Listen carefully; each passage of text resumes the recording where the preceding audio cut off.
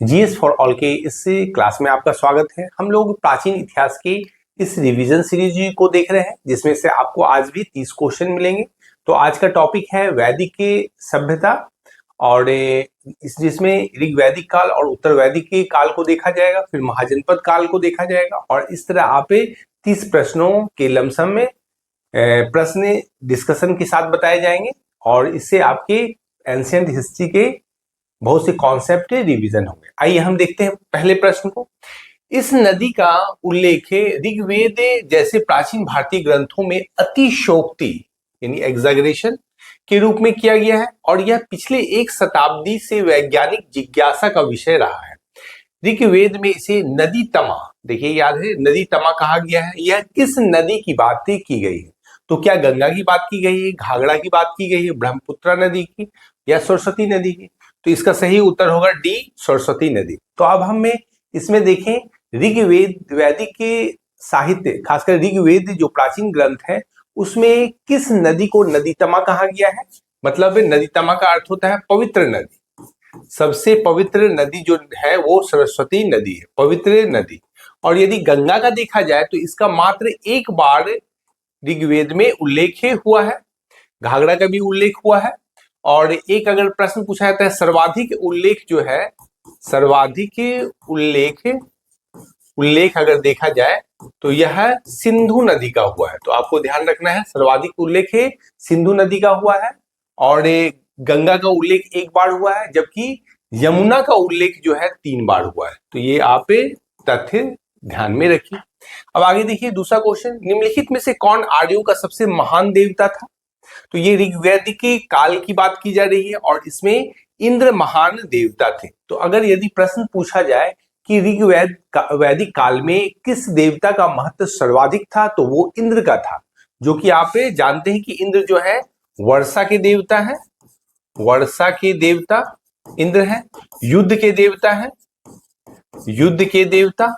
और वही अगर देखा जाए तो सोम के बारे में, तो यह है सोमरस, एक पेय होता था, नवमंडल इस पर समर्पित है, और यह वन के देवता है या वनस्पति के देवता है। वो देखा जाए ऋग्वैदिक संहिता यानी ऋग्वेद संहिता का नवम मंडल पूर्ण रूप से किसे समर्पित है? तो आपने देखा नवम मंडल जो है यह सोम देवता को समर्पित है। तो ये ध्यान में आपको रखना है, वह देवता जिसके नाम पर पेय पदार्थ का नाम रखा गया है, तो वह स्वयं है, सोम देवता है, और ये इसका उल्लेख है ऋग्वेद के 9वें मंडल में किया गया है। तो ये आप ध्यान में रखिए।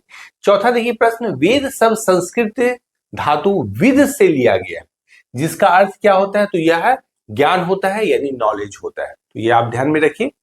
और अगला देखिए प्रश्न, वैदिक ग्रंथ मुख्य रूप से किस भाषा में रचे गए हैं? तो वैदिक ग्रंथ मुख्य रूप से संस्कृत भाषा में रचे गए हैं।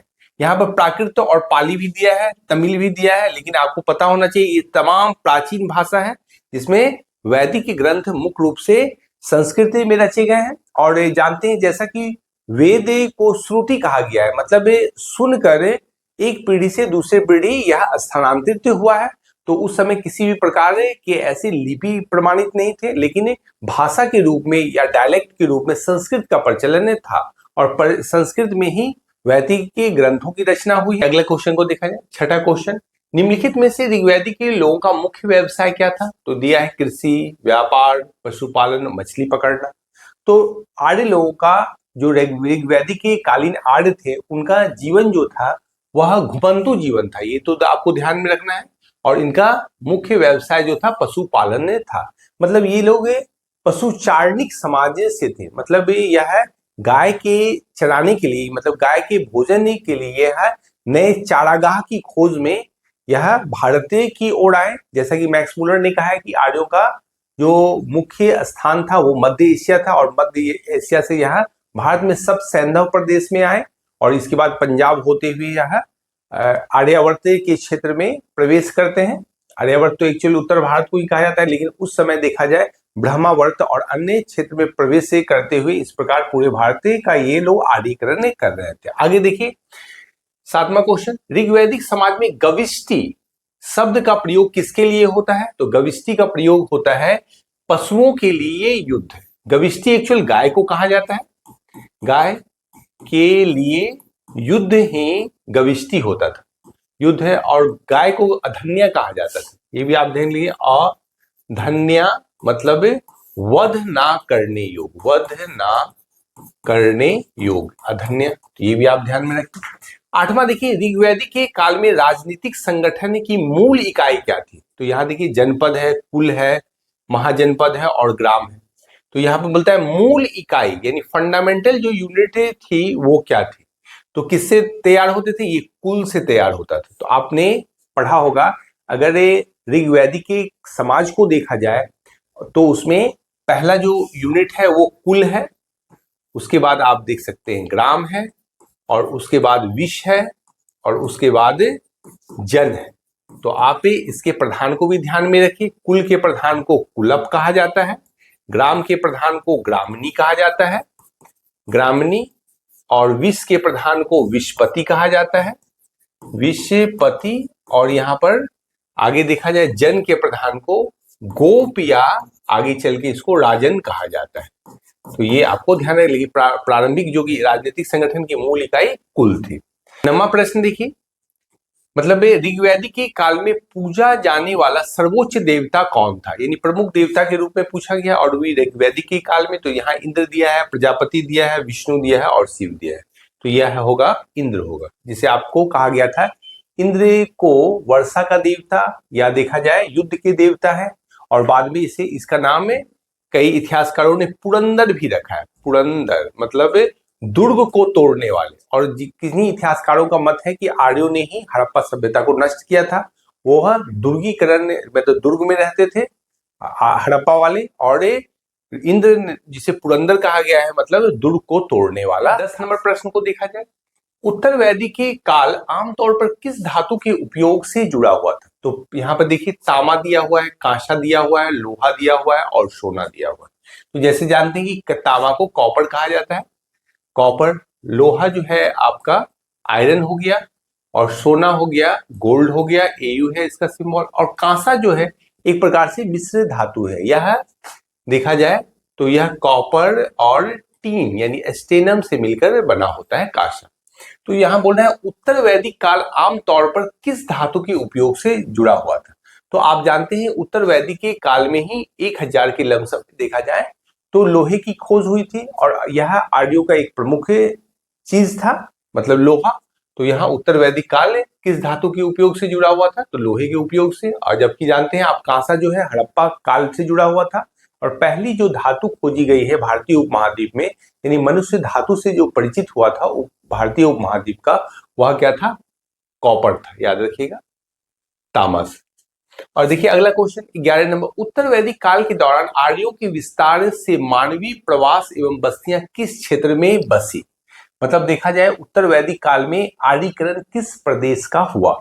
यदि आप भारत को देखें तो भारत में सबसेंदर प्रदेश क्षेत्र से आर्यों का आगमन हो। मान लीजिए सबसेंदर से आर्य प्रवेश कर रहे हैं यहाँ, और ये आर्य और उत्तर वैदिक काल का दौर आ रहा है। और यह मानवीय प्रवास देखा जाए तो यह गंगा यमुना दोआबे के क्षेत्र में हुआ था।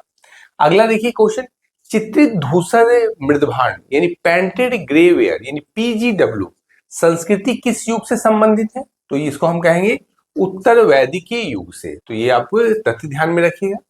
और 13 नंबर देखिए, उत्तर वैदिक काल में वर्ण व्यवस्था कैसी हो गई थी? ए नंबर देखिए अधिक लचीली, मतलब मोर फ्लेक्सिबल।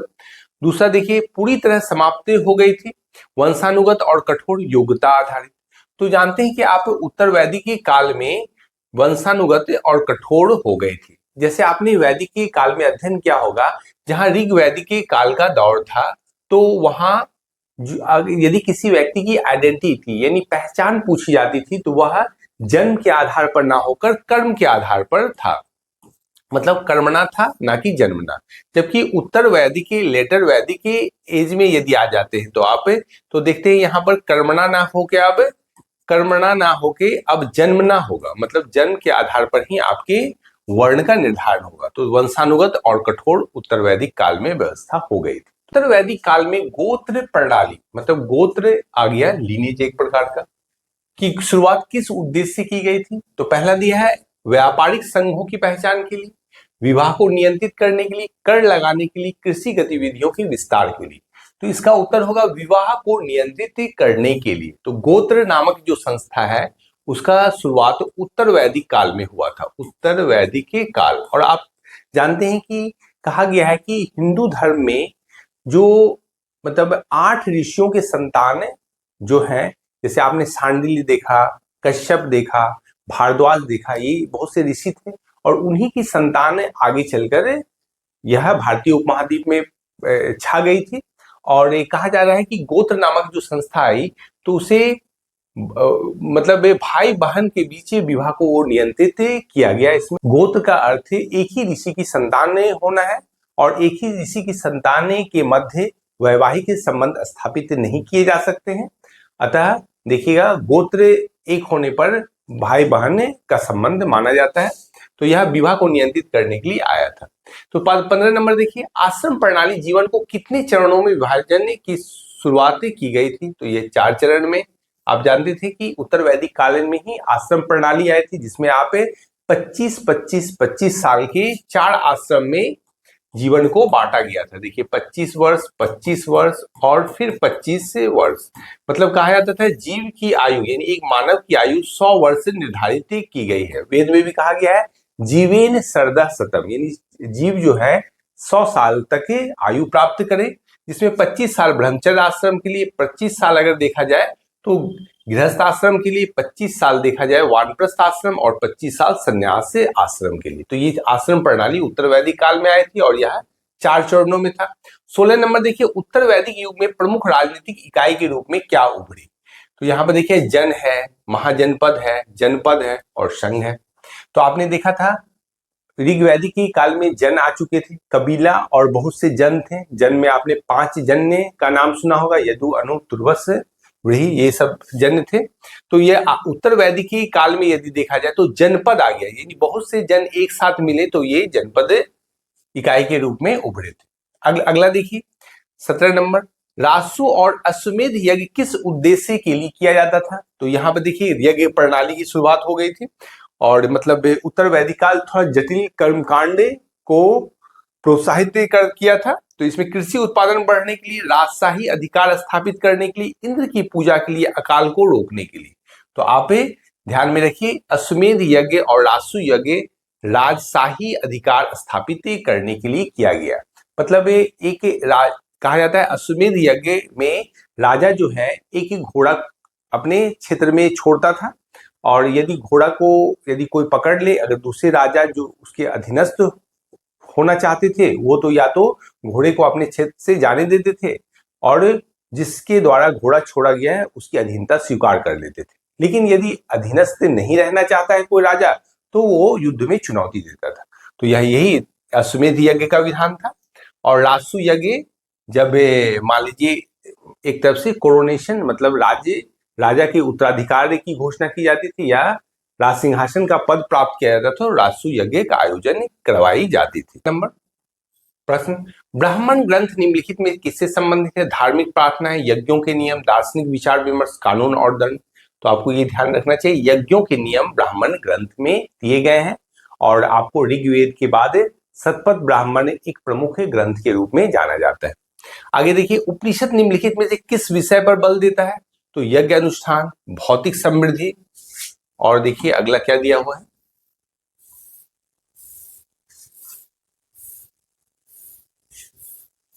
आध्यात्मिक ज्ञान और आत्मबोध युद्ध की रणनीतियां। तो इसका उत्तर होगा आपको ये आध्यात्मिक ज्ञान और आत्मबोध। आगे नंबर क्वेश्चन को देखते हैं, कर्म की अवधारणा किस ग्रंथ में प्रमुख रूप से वर्णित है? तो दिया है ऋग्वेद, उपनिषद, यजुर्वेद, ब्राह्मण ग्रंथ। तो कर्म की अवधारणा मुख्य रूप से उपनिषद में दी गई है। उपनिषद को वेदांत कहा जाता है, मतलब वेदों का अंत। और इसमें दार्शनिक की चर्चाएं ज्यादा है, जीव से संबंधित बातें हैं, आत्मा से संबंधित बातें हैं, परमात्मा से संबंधित बातें हैं, जिसकी व्याख्या आगे चलकर बौद्ध और जैन ग्रंथों में भी की गई है। तो यही इसका उत्तर होगा कर्म की अवधारणा किस ग्रंथ में प्रमुख रूप से वर्णित है? तो वह है उपनिषद। अगला देखिए क्वेश्चन, उत्तर वैदिक काल में किस आर्थिक गतिविधि का विकास हुआ?